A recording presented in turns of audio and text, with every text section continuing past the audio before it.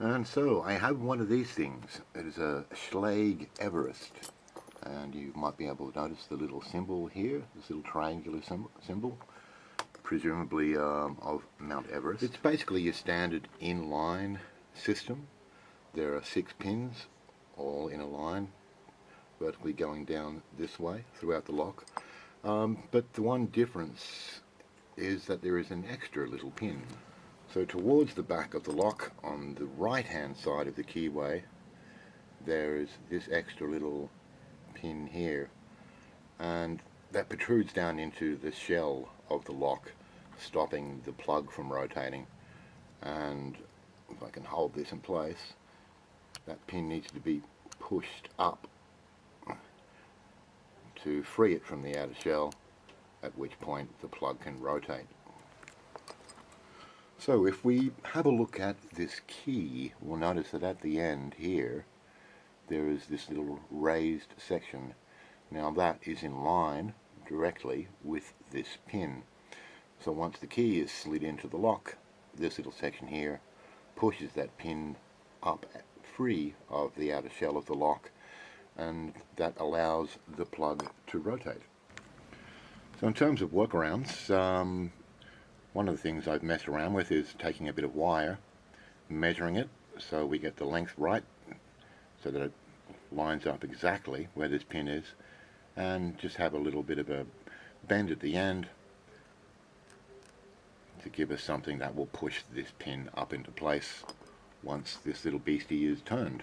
So as you can see here, the wire is in and turned, and that little pin has been pushed well clear of that little hole, presenting us no further problems. Yet another solution would be to just take the part of the key we need, namely this bottom part. So removing all the excess material from the key leaves us with this little gun-like apparatus, and that's basically all we need to get that pesky little additional pin out of the way. And as you can see here, that little device is, or the key remnant rather, is inside the lock, and as you can see here at the end, that little pin has been pushed out of the way.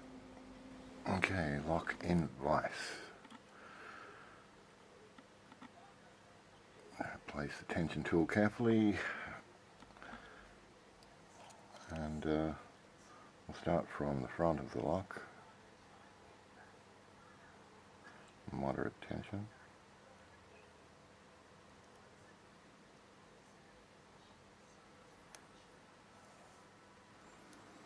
I believe that may have set. Working on pin 2. Oh, sudden slip.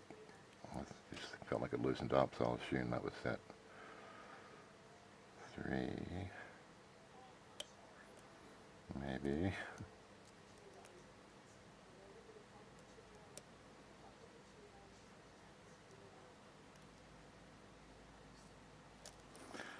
Back out to the front for a second and re-feel my way through it.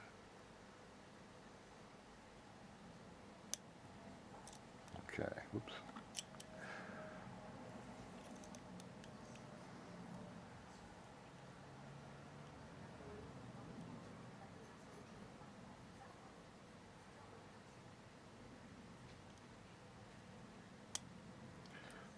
Pin 2.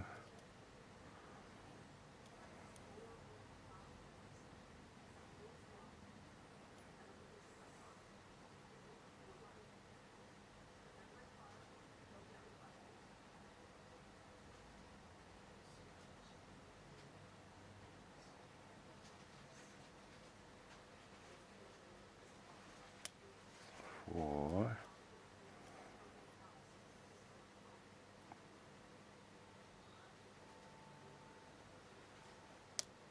5.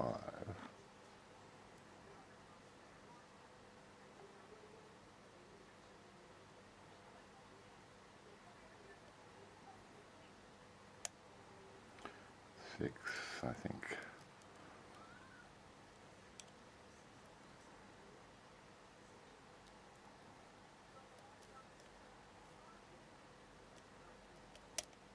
And we're open. Wow. had to kind of pay attention there just a little bit. Wasn't always 100% sure that a pin was in place, so just had to kind of use a little bit of trust. And then come back and check on things. We'll place that there for a second so you can keep an eye on it.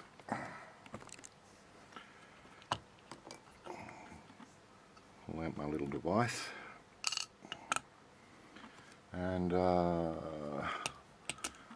look at disassembling this lock.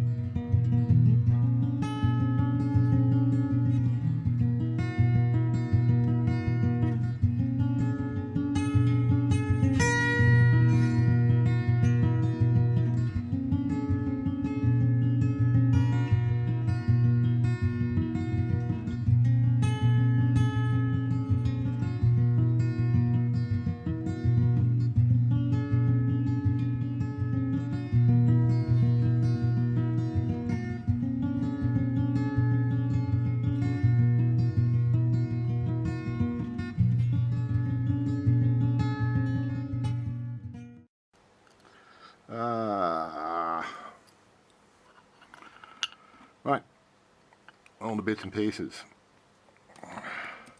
all standard pins down below, and they all look to be standard pins above as well, and all standard copper springs.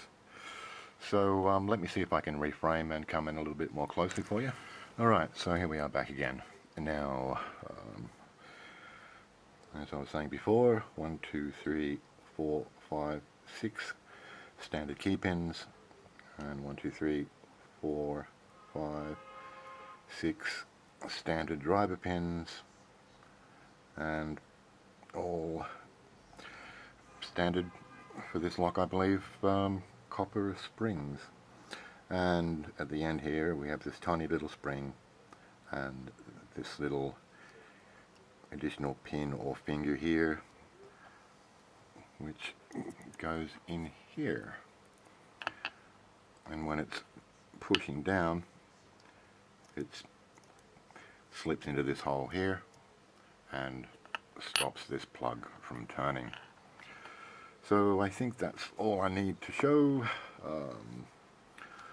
No modifications in the plug, no modifications up in the Bible, which is all pretty standard there. So if you ever see one of these things, just know that this little beastie is at the back on the right hand side, and it's not that much of a problem to deal with. So I'm getting the hell out of here. Peace and respect to one and all, and I will see you on another day, maybe. Bye for now.